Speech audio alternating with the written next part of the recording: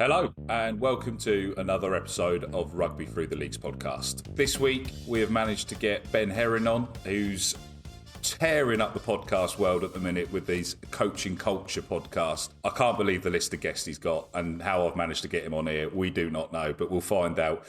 Ben, for those that aren't aware of who you are and what you're doing, can we share a bit of your past and how the hell you've managed to get all these guests on? Because you've done something special there, mate. To be fair. Well, what a pleasure to be on, mate. It's always lovely to chat to people about rugby and this sort of stuff. So it's really nice, mate, Carl.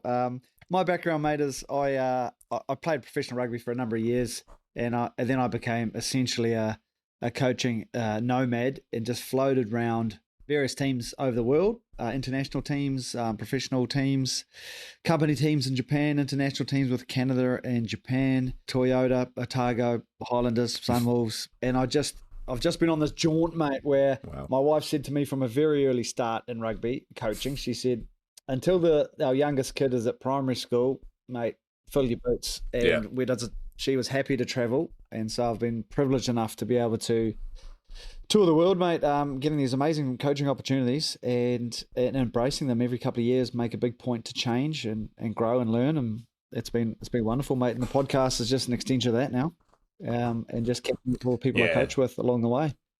Amazing. So you've been able to sort of travel with the family, take the family with you while you're on the journeys, or have you sort of been able to let them grow up and you come back ready when you need to? We've got 4 kids born on all different continents, and we've taken them everywhere we've been, mate. So it's that's been the joy. Two of the middle ones speak pretty good Japanese. My daughter, who's 11, is pretty fluent.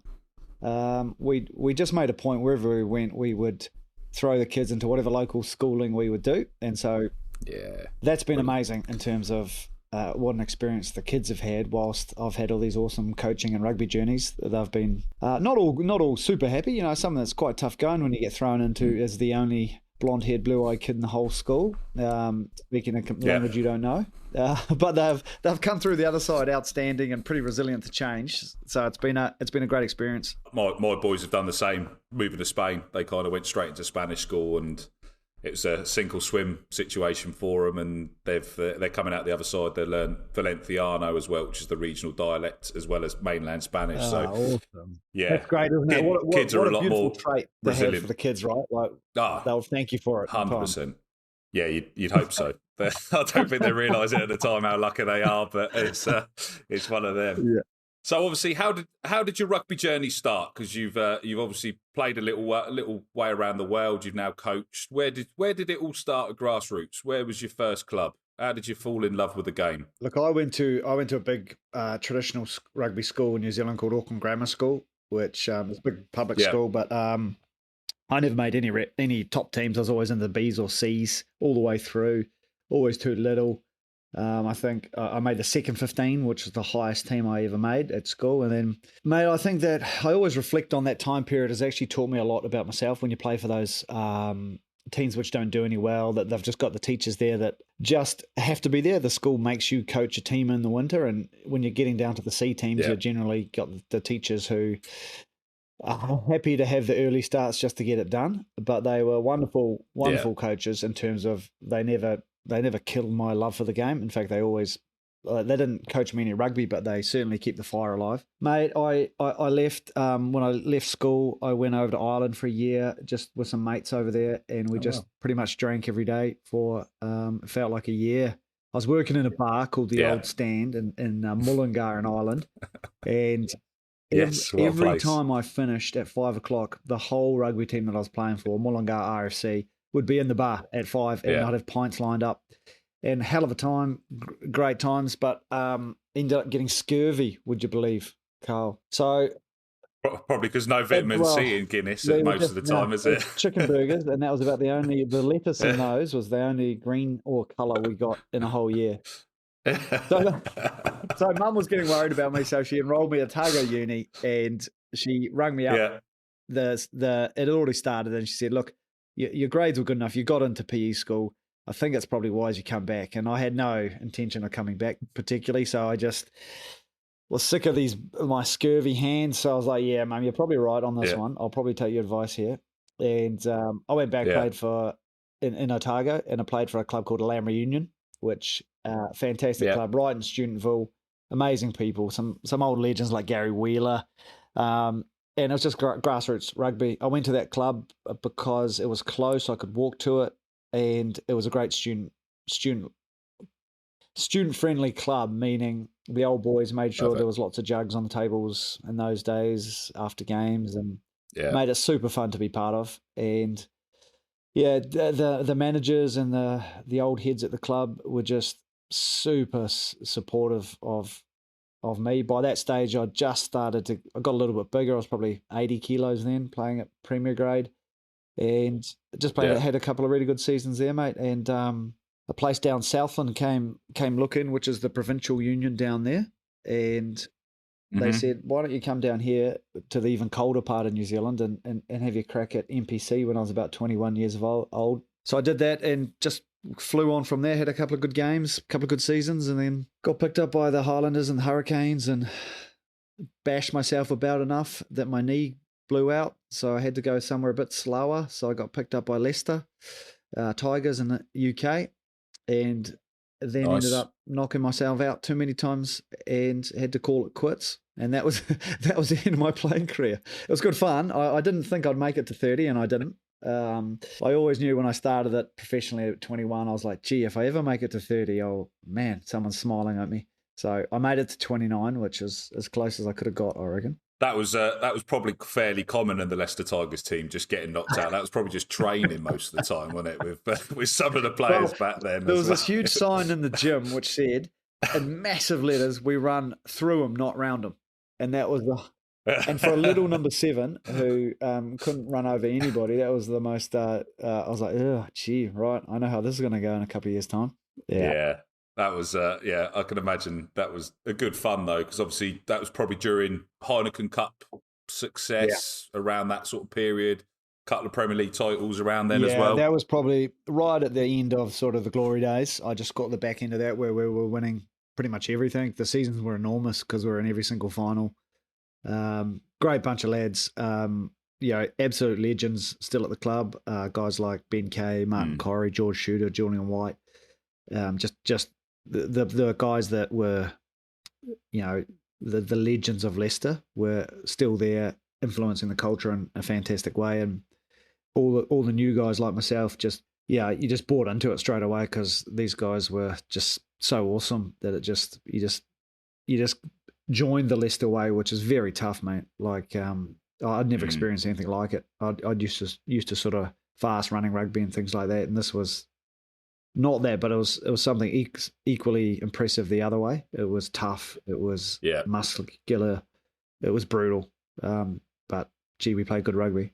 Yeah, I had Simon Middleton on previously on a previous pod a couple of weeks ago, and he said obviously he trained with a lot of the lads through that period as well, and knew obviously he come across from the rugby league stuff, and it was just very uncompromising was probably that easiest word to use for the whole of rugby at that time, because there was no backward step. You just got taught. You, as you said, if the letters are there, you've got to run through them. You got if you went to training the next day, you had no choice because you'd get called up on it, wouldn't you? And that's just life in rugby. But now it's done slightly differently. You're more worried about trying to avoid a tackle now rather than running straight into it. Mate, you couldn't avoid it back then. You were you had to tape up. Yeah, we actually I had to drug up more for trainings than games, like just to get through them sometimes. Really? Mondays and Tuesdays were. I think Leicester had some crazy stat like they had 25% more training injuries than the next team, but it did toughen you up for sure.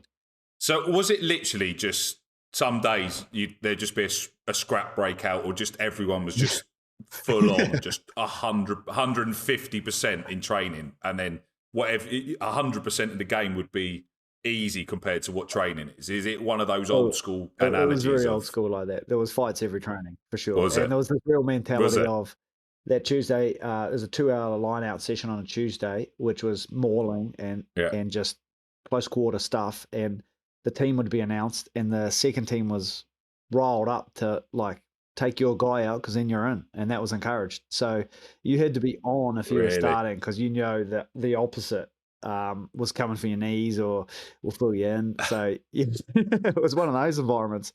But then as soon as I stopped, it was brilliant. Like it was all just what was done. Like no one held any grudges or anything like that. It was Yeah. just you'd see fights break out, full fist fights, and then no one would get in there. It would finish, and then the two fellas would just sort of shrug and righto, next line out, and they'd go to it. It was cool. In that regard, it was what everything rugby should be. Yeah, but when you first landed and probably first saw that, you probably thought, "What the fuck have I signed up to?" Is that kind of the first mentality, or you were like, "Right, this is me. I'm in." Well, I'll tell you one story. And I've told.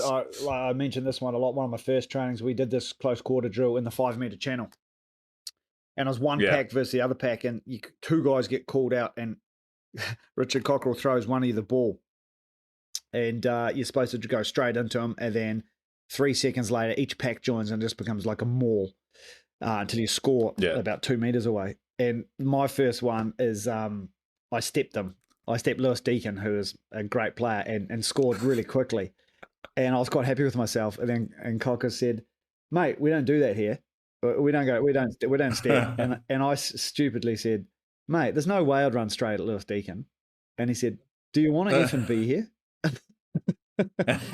And I knew what that meant. So he goes, "Let's go again." And so I just had to take it, run straight in, and get hammered for the 3 seconds until the rest of the forward pack arrived.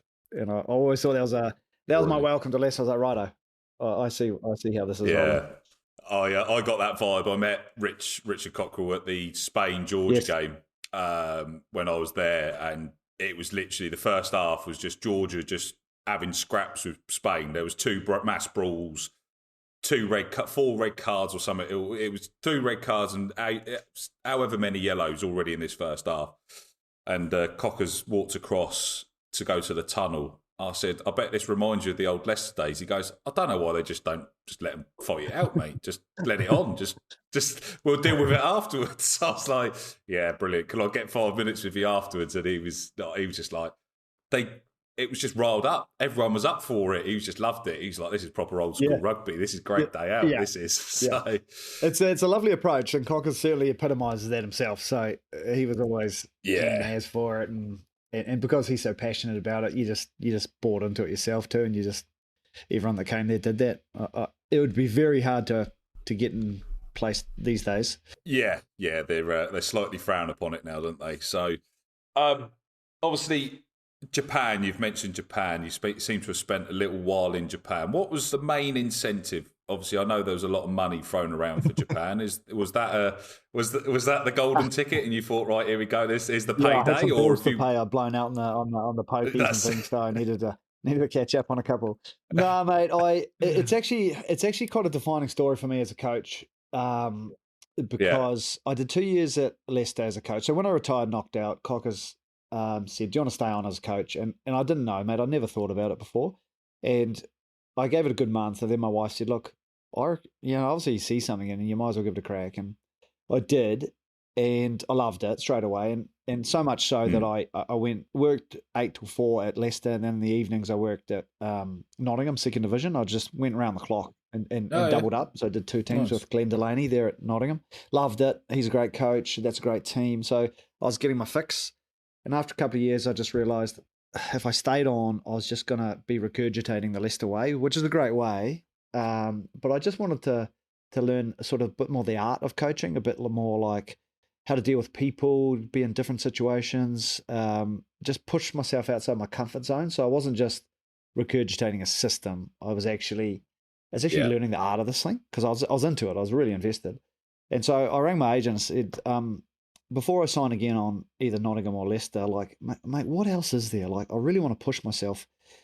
Where in the world can I throw myself into something super different at whatever level?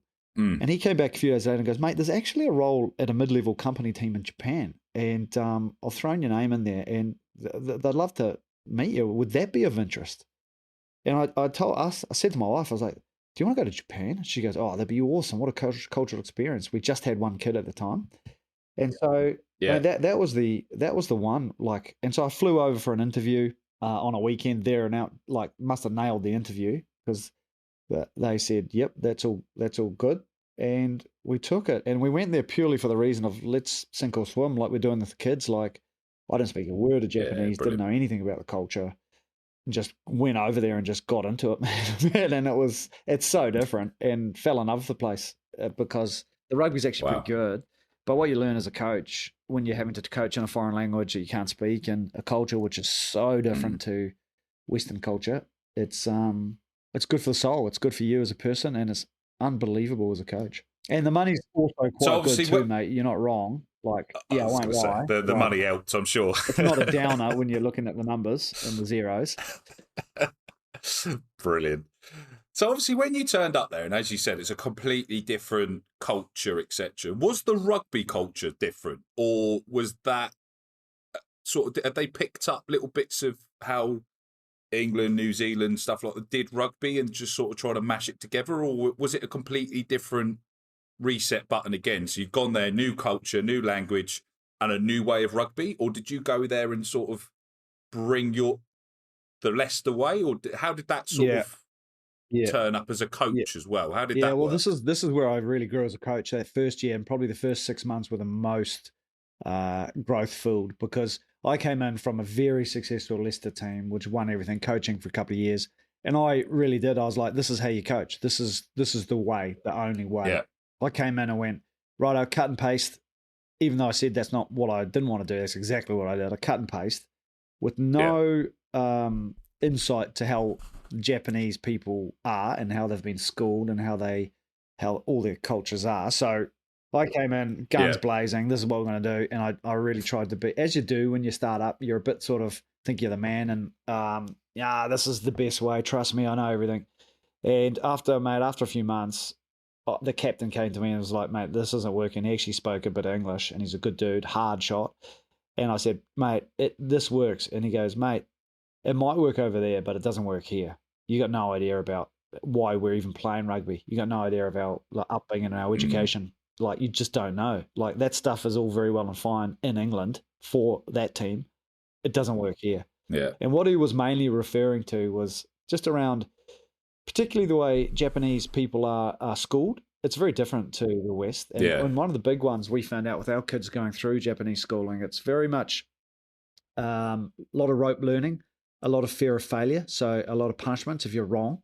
And so a lot of players particularly don't want to make mistakes. And so when you're trying to teach in potentially New Zealand, Australia, and even English way around back yourself, make good decisions, eyes up rugby, all that kind of thing, that doesn't compute as well, because if you're playing eyes up rugby, there's potential for making mistakes or doing the wrong thing. And throughout a Japanese education, that's often frowned upon and like grilled, like don't make mistakes. Don't make mistakes. Like, it's a lot of rote learning around things like maths and that sort of things. And certainly my children came out with a lot of that fear around certain things.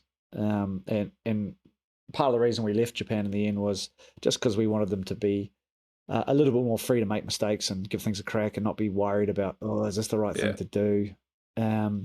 So that was the big one. And so what that changes is a whole lot of your coaching style, knowing that people learn really differently. And like, you had to be really good. I was saying things like, mate, just in this situation, just whatever you see, just play whatever you see, which is fine if that's a comfortable statement for you. But if that's something which is never done, like, it gets this resistance, like, we don't like that. We haven't got confidence now because you're telling us just do anything and we don't want to get it wrong. Just tell us what you want us to do and we'll do it to the... Yeah. And so it had to be a little bit more, take away a few decisions and things like that, and things you don't like doing as coaches, but you had to do it and then slowly pull back on it and ease it out of the coaching. Like build towards it rather than come in hard and say, no, you've got to play eyes up rugby, because it fell flat. And I've seen many foreign coaches, particularly New Zealand ones, come into Japan trying to teach things like heads up rugby and all that without putting in hard sort of boundaries and ways to play that fail miserably and get frustrated, and the teams don't connect because they don't have confidence. Do you think that's potentially a reason why there's a few more New Zealanders and foreign players going across when new coaches go there, to sort of add that bit of flair that the potentially the Japanese players don't know how to, or Um, they're allowed to do they're allowed, they know how to do the flare, but it has to be built in a structure? Like, do you think that's a yeah, difference like on the I, recruitment? I think just the money in Japan is certainly enticing all the foreign people there, and some of the Yeah. restrictions on foreign players being allowed in there is brought that influx. But I think Japanese rugby in general is really growing. Like the younger generation that's coming through now is Mm. very different to times gone past. We're talking about Right. 15, 16 years ago, and the type of player that's coming through, like globally, but even more so in Japan. The Japanese players are Mm. a lot different to previous generations. They're a lot more open, a lot more decision Yeah. based, a lot more, or a lot less old school Japanese styles, just because Yeah. society's changing there, and these things are more acceptable than they once were. So when you obviously got the player come up and spoke to you about that, and as you said, it was sort of 6 months into your first stint as a coach. Was it a light bulb moment, or did you sort of think, hold on, did you have to go back to the drawing board yourself, or did you have to try and paddle in between both of your ego not taking a bit of a battering and also accommodating them? How did that Well, work? Because that must, as your first proper gig outside of yeah, Leicester, that must have been a big sort of change to the system yourself as yeah, I well. think that's a great shout. I think as a general rule, the quicker you can get over your ego as a coach, the better you become as a coach. I think when you start Yeah. coaching, your ego takes over straight away because you're suddenly in a position where you're in charge, and then all of a sudden you got people doubting you and questioning you and all that stuff, and having these conversations about why.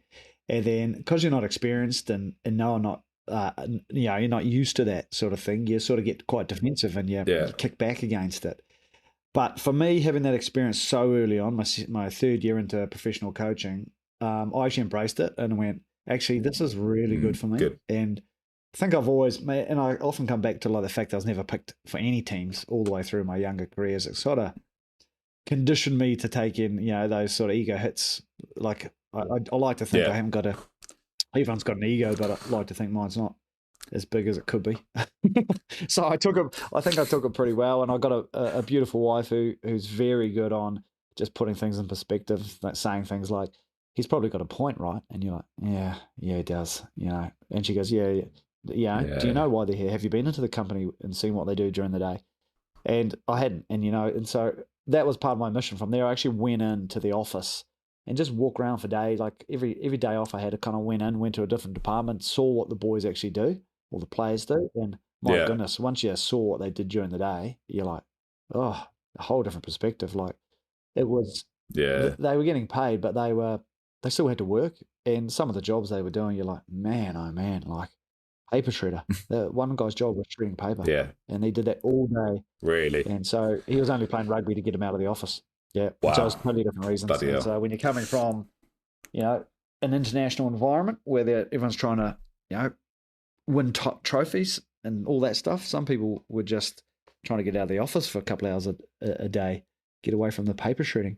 Sort of changes your perspective on things and softens the way you are as a coach when you know the backstories and things like that. Yeah, nice. So obviously that was sounds like a fairly critical point in your sort of coaching career, and a lot of coaches potentially don't get that so early on as well. Do you think that benefited you, as you said, because it was so early, that you weren't sort of stuck in your ways a little bit, and you were still able to adapt to exactly what you remembered where you were as a player, potentially from not being picked, etc., and then to sort of embrace that straight away because you're not long retired? Because do you think that was easier because you were younger as well, as a younger coach? Yeah, I think so. I think I think it's a little bit my personality type is I enjoy change and I enjoy shifting myself first, and just like I'm never too proud to say I got it wrong, or like that's an easy say for me. I've always been pretty quick to go, oh, my bad. Yeah, I'm not. It doesn't Yeah. bother me saying that, and I like the challenge of, doesn't matter if you get it wrong. Like I'm just gonna work on it, and certainly coaching is full of that, especially at the beginning when you're making heaps of mistakes around people just because you don't know how to deal with people when you're first learning about that sort of leadership stuff. Yeah, but mate, it's all a learning process, and I think you're right. Like doing it young is a good thing.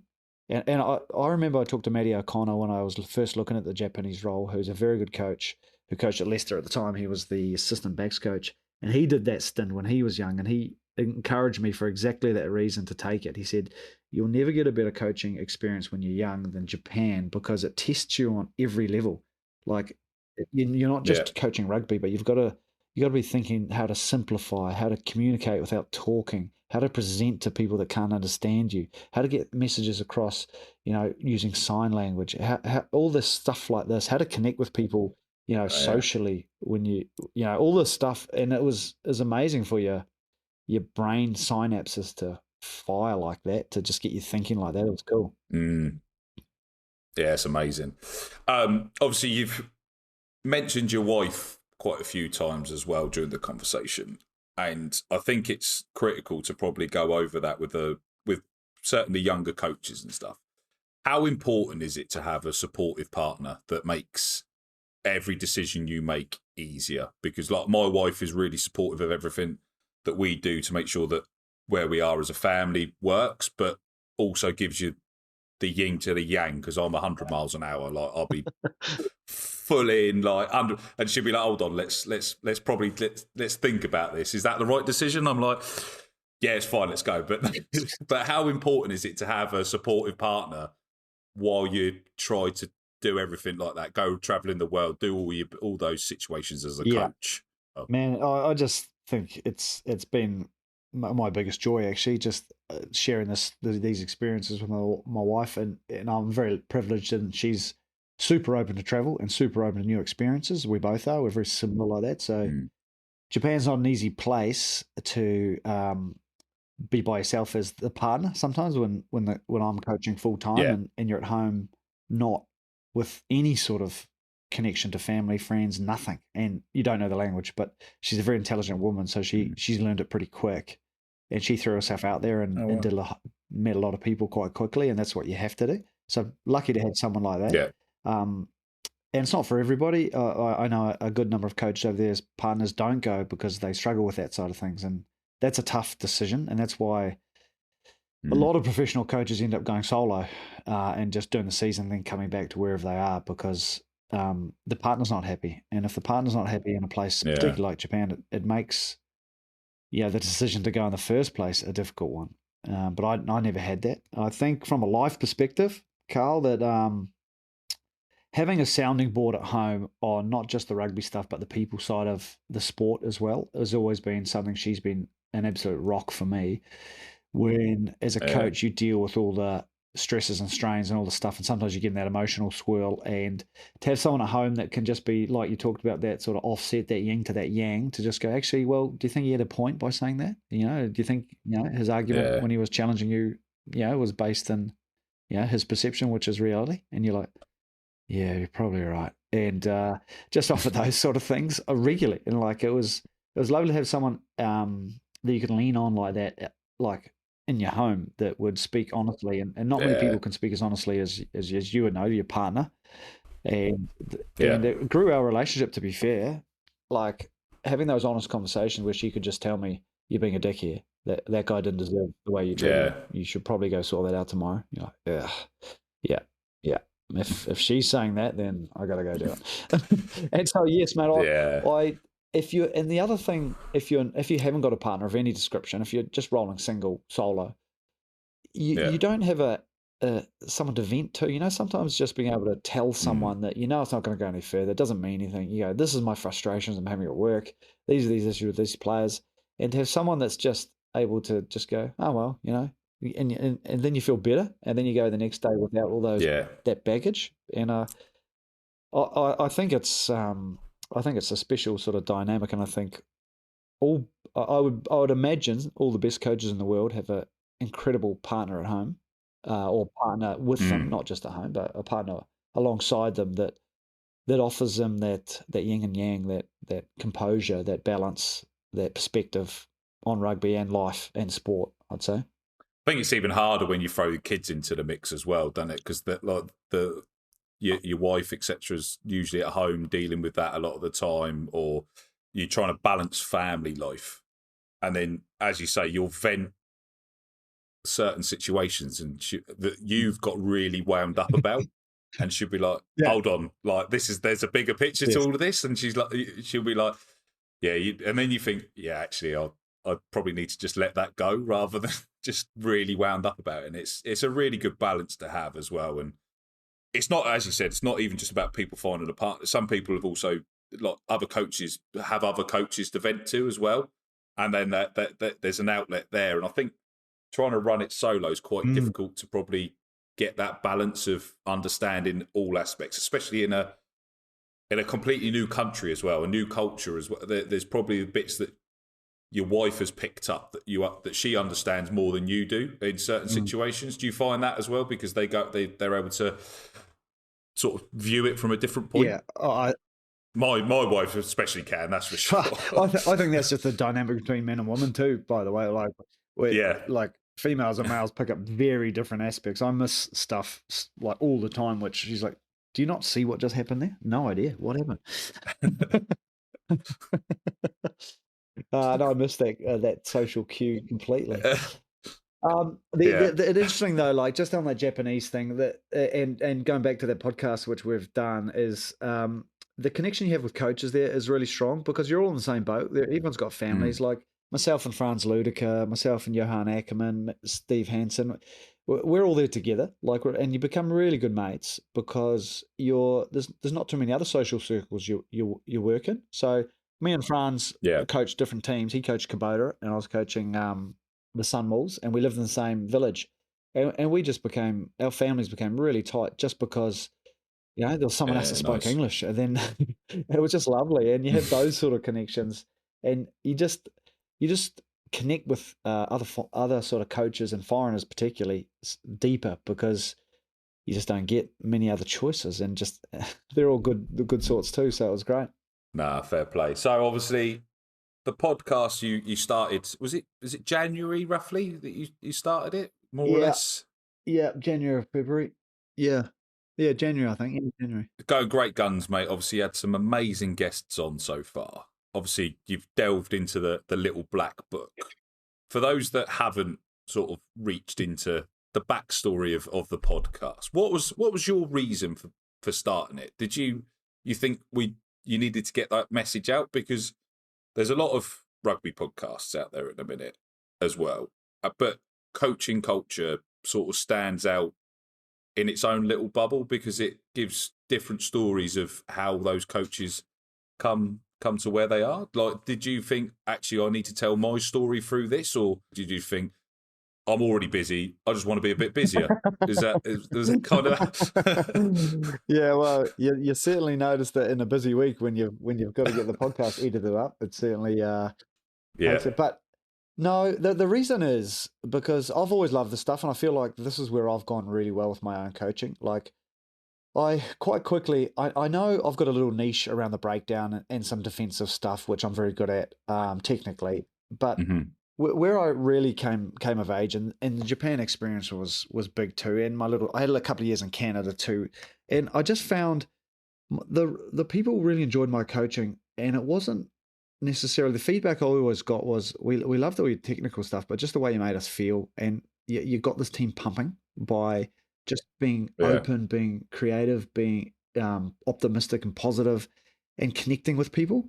And I just saw the ability to take teams from just sort of going through the motions to actually getting excited to play with nothing like technical done. Yes, there's technical stuff which helps, but just by connecting and making people feel belonging to a team and part of it and appreciated by the coach, and that someone cares for them, and all these soft skill type things, I saw it firsthand with international sides and the difference it made, and like top draw professional teams, the impact and the actual performance on field changing. And it sort of became where I really rate myself and go really well on this front. And I just thought, it's a skill set of mine. The coaches that I all coach us know this is me, and so like because I've been around the world with this gig, let's start making this more accessible. And I've had this mission, Carl, that I love America. So this is the person I am trying to get to is the club coach in Texas that's got no one else to turn to. He can watch all the technical drills on YouTube, but he doesn't know how to run a rugby team. He doesn't know how to bring people together. He doesn't know how to make the sport fun, because he just hasn't got the people to lean on. And I thought, why not bring the world to him? That because like you can't go to the Texas Rugby Union is a good one, but it doesn't have the resource. It's such a massive area. Like for that coach in Texas to get insight to how to actually create a team, to create the culture of rugby, to reinforce the values of the sport, they got no idea. Like and how would you? Like you'd have to fly to another country and do 2 weeks with the Crusaders or on one of those high performance courses. So I just took it on as a challenge. Like let's bring it to the place in the world that can't do it, and have a good crack at it. And on the side, I wanted to learn those skills myself. I wanted to, see if I could make something, like make a product of, editing skills and a little bit of marketing. There's so much to it, and it ticked all my creative, like much like yourself, probably, mate.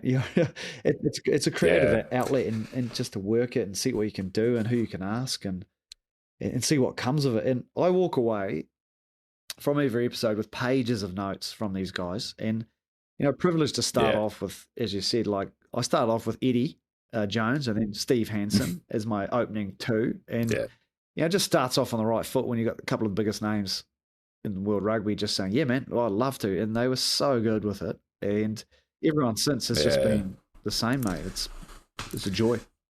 It's the same as when I started the pod to reach into grassroots, and especially like the Rugby Europe stuff, where I feel isn't covered enough. And there's a lot of stories that people don't know.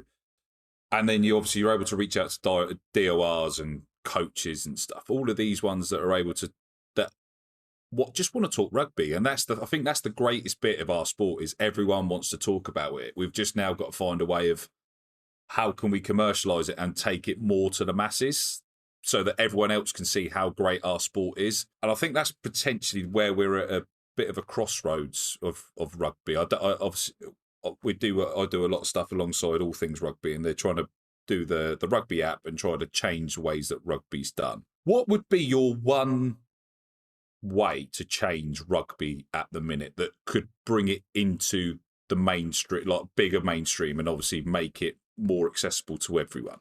Well, I often think back to ancient Rome when they had the Colosseum and the gladiators, and that filled like 100,000 people, and it was packed. And eventually that became redundant and extinct, and gladiators were no longer a thing. And I assume at some point people went, oh, you know what, people are getting hurt in here. Don't know if it's worth doing. And then it just died. And for a little bit of me, I know that's a morbid analogy to relate to rugby, but there's components of that which maybe ring true too. It is a violent sport. It's a contact sport. People get hurt and worse than hurt. And there's that, it feels at the moment like there's that risk of it going that way, like the gladiators did, where it gets so watered down that, imagine if the gladiators said, oh, let's just try do no swords for a little while and see what that happens. You imagine the crowd. Yeah. Nah. But where I think it can always stay relevant, and it can be, and where good rugby people can drive it is the values of this thing. Like the values of rugby, I think, is consumpts any other sport. And part of the reason why it consumpts other sports is the contact, hurt, injury aspect, where it does hurt physically. And when you go through physical hurts, you can actually grow your emotional resilience to those physical hurts, so that a physical hurt doesn't then become an emotional hurt. And where else in life do you get that in a team setting? Like there's other combat sports like MMA, boxing, but they're individual. But this is a sport that has great values associated. Like that is the guiding light of rugby. It's a brutal game played by people that honour the values of sportsmanship, respect, treating each other well. Like we talked earlier about smashing each other up in fights, and then a second later you shake hands and you're back into it, and that kind of thing. Like that's almost like it's beautiful in a way. Like you can just let things go. Everyone understands the dynamic and the physical nature and the hurt. Yeah. And people are able to push through and get learnings which relates to other aspects of life. And I deal with a lot of kids, or have done in the past, that come from real troubled upbringings, like gangs, things like that. And a sport like rugby is amazing. It channels all that stuff which is going on in their life and puts constraints and values around the behavior and says, there you go do that, but do it in this constraints and learn how to, grow resilience, how to grow your red head, blue head, so you're not just always flicking to that. And it can do that. And if you didn't have it, that'd be done out in the street to random public people for sure. I know guys that I've coached that if they weren't playing rugby, they'd be in jail for bashing someone on a street on a Saturday night. 100%, they'd admit that themselves. I've got players that have said that to me. If it wasn't for rugby, I'd be in jail. And for me, that's what we can. We've got to push that side of it. We've got to push the value of being hurt rather than say we shouldn't be getting hurt. We need to push the fact that getting hurt is a good thing because it teaches you how to deal with it. And I think it should be in our kids. I'm sort of gone into a director of rugby role at a school here, and there's a lot of cotton wooling.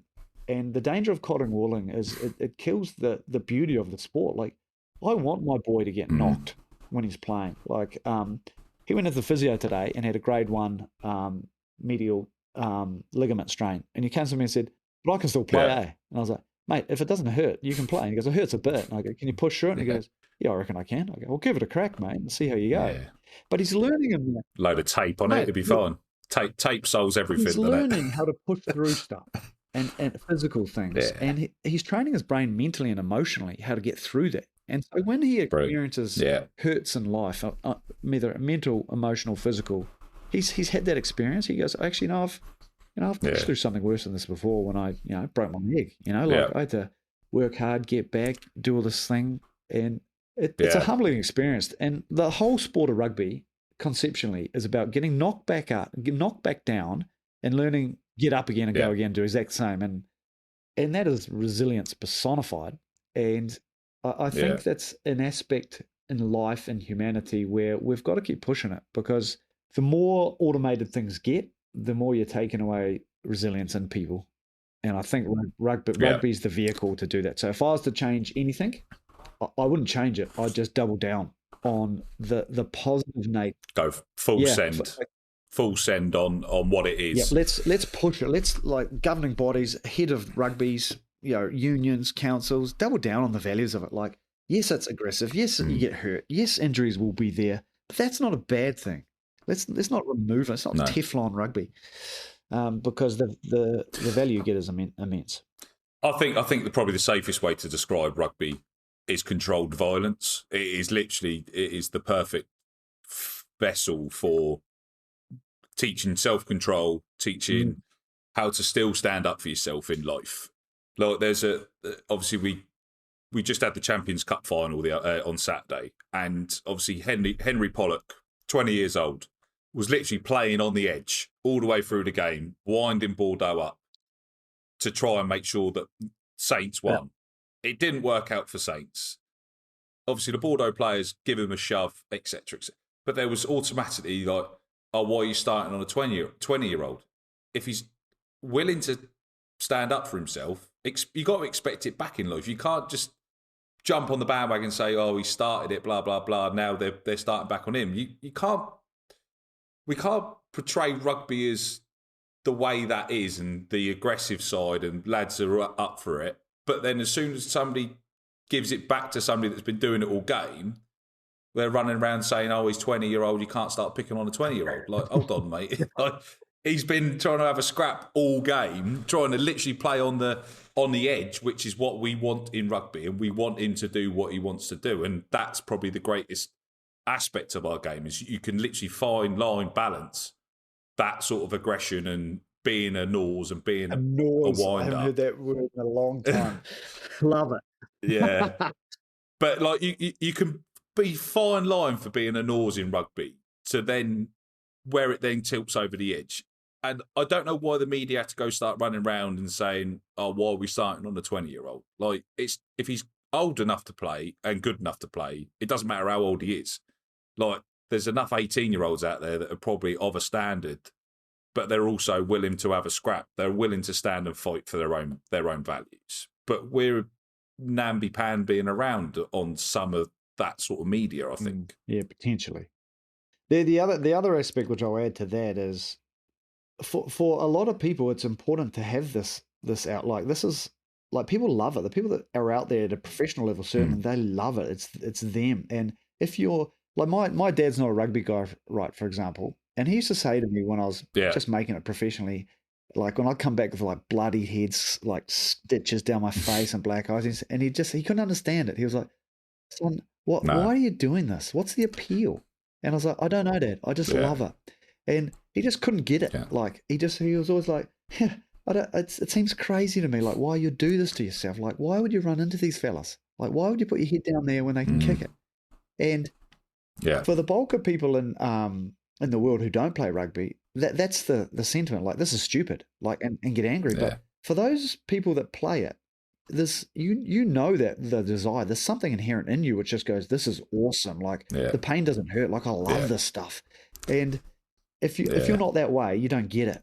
Like you don't get the appeal of getting knocked over. Like why would you do that? But for those that are in it, it's like, please don't take this away. Please don't like do stuff against this. Like this is the one place in life where that personality type or the people that love that get to do it. So it should be those people that make the changes and be critiquing stuff because they know the deal, like the rugby people. Like it feels like sometimes people that don't know rugby, that don't play it, judge it with a civilian mindset, if that's the right word. Oh, it's aggressive. Oh, it's violent. Oh, it's combative. We should get rid of it. It's like war. Well, yes, but you don't know the intrinsic motivations and the burn that people have about this side of life. I think we also don't. We didn't deal with the head case situation very well. A lot of the RFU was a case of they just agreed because they didn't want to sort of try and defend it. I don't know. I think it could have been because a lot of kids don't want to play the game, or parents don't want the kids to play the game now because all they hear is about people with serious bad head injuries and stuff. And we've changed the game to accommodate what was injuries at the top 1% because of the amount of training sessions and stuff like that. The rest of the game's been changed to dilute that game, to focus on the 1% of injuries at the top level, but not change the top level because not all of the tackles are the same as what you could.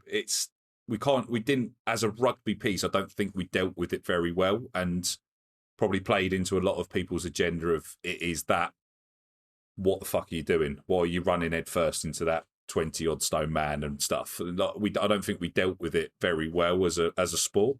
Yeah, mate, I agree. And I've got some pretty strong opinions, which I probably shouldn't air on.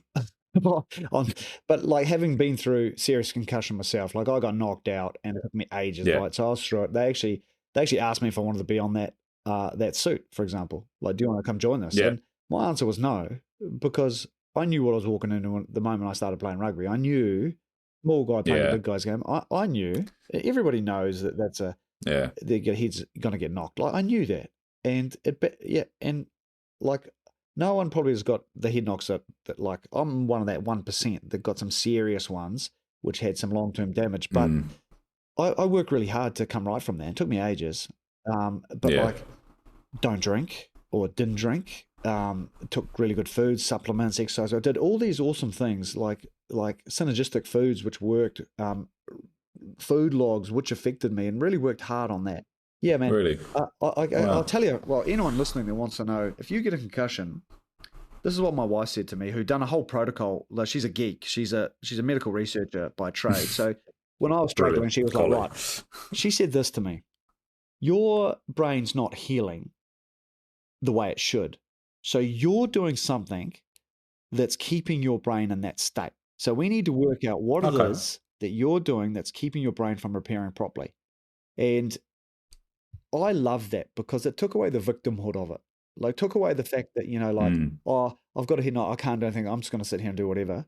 And it made me, so the first thing we did, and for weeks, I would take hardcore food diaries. And then when I got my headaches and my brain fog and all that stuff, she would go back and go through everything I'd eaten. And she goes, hey, here's a pattern that's emerging. Every time you eat almonds, you're getting that headache you complain about 6 hours later.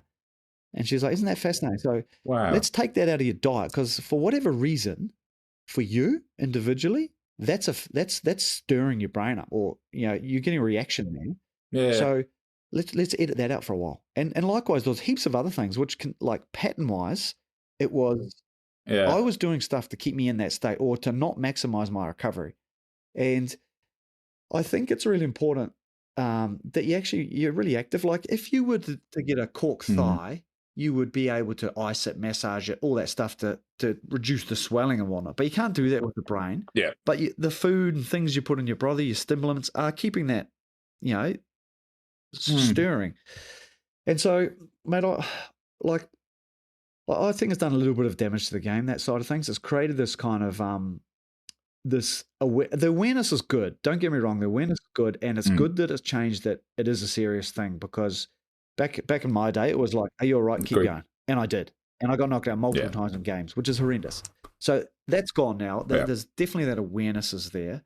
But it's important, like, now any knock, if like at schoolboy level, for example, if you think you got a knock, you say you got a concussion, you do the mandatory stand down. And I would say, I've seen 50 concussions, I'd say one is actually what I go, that would be a genuine concussion. The rest are all just, I think something's wrong, and it's becoming that. And I don't want to take anything away from people that, well, I had serious concussion issues, so I know the feeling, and you have to be hit pretty hard and some pretty stuff go on with that. But there's a whole backstory to that stuff, mate. I think the litigation side of things, and people, dare I say it, like, wanting to do well over it potentially. I don't know, man. I shouldn't probably say anymore. I get a bit fired up about it, Carl. And no, I agree. I think that there is what's been put in place is correct to a certain extent, but I think there's also, as you said, there's probably an element of people, some players that are playing the game that don't want to play the game. It's an easy opt out on some players. Like I think I've got a head. Like they're gassed. They can't fucking run anymore. Like sometimes I thought, fuck me, I feel like I need a head injury, like a head knock here, just so that I can get 10 minutes nap or something. Like, but there's an element of, are you putting a? That's the first thing anyone runs on. Any physio runs onto a game now. Is it a head injury? Is it this? Is it that? And then they've obviously the safeguards in place now to make sure that we go through every protocol, which is brilliant. And obviously that it is brilliant, Carl. Some of those protocols are brilliant, and they're very good to have in. And even some of the mandatory stuff, I think, is excellent too, without question. Yeah, exactly. And obviously the players that have got serious issues since, there's obviously they've got to make sure that they're protected. But it's the same as NFL as well. The NFL kind of, they dealt with it in a completely different manner, didn't they? They just sort of tried to ignore it and like say it never happened. And the game's kind of gone the other end of the scale. And if we can find that mid balance to still promote the values of the game and make sure that everyone's safe while not diluting the game, I think that's exactly where we can probably push the game forward. Yeah, I'd agree with that. I reckon it. Yeah, I think you're spot on. Keep the values, and with you, mate, for sure. Right, so we've obviously gone through most of where you've been, what you've done. With the podcast as well, what's the biggest takeaway you've had from, obviously, as you said, you've had Eddie Jones on, Steve Hansen, you had John Mitchell on the other week, Sam Vesti's on the most recent episode that just before we've recorded this. From talking to all of those coaches, what is the one takeaway that you could probably join together and give advice to a young coach? Well, I had Simon Middleton on, and he just said, throw yourself into everything, every opportunity you can as a coach, go and do it, because then you learn different aspects. Is that a similar sort of tune that Eddie and Steve and sort of John Mitchell and that, they're all sort of singing, or have they got a different I love mindset? That phrase by Simon. I reckon that's a bang on. Like, that's, as a young coach, you throw yourself in the deep end and go for it, and you can't get it wrong if you have a great outlook like that. I think with the nature of the podcast we're doing, the culture one, what's been really highlighted back to me, I've always known through my own experience and successes that the importance of the cultural aspect, the lighter skills, the human skills, the softer skills, I've always known their importance. And what this podcast has magnified for me is that all these top coaches put that side of the game more important than the technical and tactical. And that's a lot of them. It's come later in life. Like Steve Hansen's a good one, where he said to me once that when he left Wales, what did you change when you went to All Blacks? And he said, my leadership and my ability to connect with people, rather than any sort of technical and technical stuff. And he said that's been my biggest learning. And I think that's the driving message, is that this is such a sport where you can keep it so simple and you can do so well in such a simple game if you get the buy-in, if you make people love it, if you make them want to be there. You are simple, and you only have to look at South Africa, the way they play. Like, they win World Cups with the simplest game plan you'll ever see, but their players are so connected, so into it, so bought in through Rassie's brilliant connecting. The way he connects that team, the way he drives it, the way he fosters belief and all that stuff, that's the art of what he's doing. Because I know for a fact, like, they're not doing anything that rock, like, that's so simple. We had Peter Steph-Toy in our team last year, and I was just trying to ask him what sort of stuff's he doing. He's like, oh no, mate, what's your defense? And he goes, mate, we just go hard, just fly up. I just go hard. Yeah, but what are you doing? He goes, oh, mate, just stand on the outside and go for it, like, there's nothing to it. But the belief in that they sold the dream and all that side of things is huge. And I think as coaches, especially young coaches, you think you have to know all this technical and tactical stuff. And to a degree you do. Like, you have to know, a level. And if you want to go to the next level, you probably have to know that level up. But it's a lot lower than you think. And if you can connect people really well, and if you can ask good questions and get through to people and motivate people and do that side of the game really well, you can know nothing about the game, I reckon. And I'd love to do that. I'd love to go into, now with the skill sets I've got, I'd love to go into sport which I've never played or don't have much idea about, like hockey or something, and see if I could coach a team to a good level just by, getting the best out of people. Like, getting them to come up with ideas and driving that. So I reckon I could do it now with what I've learned over the last 15 years. And I reckon that's the piece. I think in previous times, that sort of stuff hasn't been able to equate to success. But just what Sam Vesti said the other day about that, I had the Crusaders Academy guy on the other day, who actually, Paul Galland, and he said the Crusaders thing, the first thing they look at is character, which has nothing to do with the actual game, right? Like, they're looking at those guys who have the ability to be good people, to, think and all that stuff before they even, that's their biggest character thing they're looking for before they even start looking at how good they can kick a ball or pass a ball or anything like that. And, mate, that's it. So I would say for young coaches, like, yes, get onto your technical skills. It's the game. It's part of it. But then once you get to a certain level, really dive into the other aspect too. Get to know people. How do you get the best out of people? How do you make people love what they're doing? How do you drive that motivation? Those sort of things are so creative. And if you're that way inclined, it's such a joy. I think it's a bit similar to the business analogy as well. Like, you try to be the dumbest person in the room, so you're able to bring the right people in to sort of, so you don't have to know anything. Like, as you said, you could potentially go into another sport by knowing the right people that are better than you to make sure that vessel runs easier. And as you said, trying to balance that, especially trying to, like, coaching between cultures as well, that's the bit, to make sure that you know the right people in the right places that will make your life easier as a coach, as well as the people you're trying to coach. Yeah, couldn't agree more, mate. That's spot on. Ben, I think this could go on for hours, mate, but I know I've already probably taken up far too much of your time by getting on the wrong time zone in my own. My little guy's he's sitting up watching episodes of Family Guy, which he probably shouldn't do, thinking it's Christmas because Dad's slackened off on storytelling tonight. Oh, mate, it's been an absolute pleasure, Ben, having you on. So for anyone that doesn't know where to find your podcast, where is it? Who's coming up? Are you able to sort of give us any highlights of any future guests? Because I don't know how big this black book is, but Christ, you are getting some guests on there, mate. It's going good, mate. We've got a few goodies coming up. It's called It's called Coaching Culture with Ben Herring. It's on all Apple, Spotify, all podcast platforms. doing a lot on LinkedIn. That's the platform which I like to use, because I get to add my own comments to some of the podcasts and draw up things that I've done, which has been sensational. Mate, we've got some good ones coming up. We're branching out and doing a couple of different people. We've got some of the World Rugby directors of rugby coming on. We've got some analysis guys, and we've got some international coaches already in the bank, mate. One of them may or may not be coaching the Leicester Tigers future coming up soon.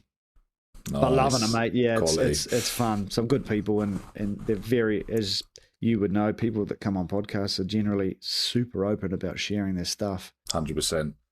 Mate, it's been a pleasure just to have you on and just chat rugby. And obviously, we've gone over a lot of stuff that might have dug up some memories, or memories that you can't remember now because of the previous injuries. And I think there's definitely more in the tank. And for that, everyone that hasn't sort of got enough of this, go listen to Ben's pod, because it's quality out there, mate. And can't wait to see the future guests, mate. You're a legend, Carl. Thanks for having me, mate. What a privilege. No, thank you, Ben. Really appreciate it. Thanks. For everyone that wants to make sure they keep hold of everything that Rugby TTL are doing, obviously we're on Insta, everywhere else. Make sure you like, follow, subscribe, keep abreast on everything on YouTube. There's plenty more guests coming up. Probably not as good as Ben's, but we'll have a go anyway. So thank you and goodbye.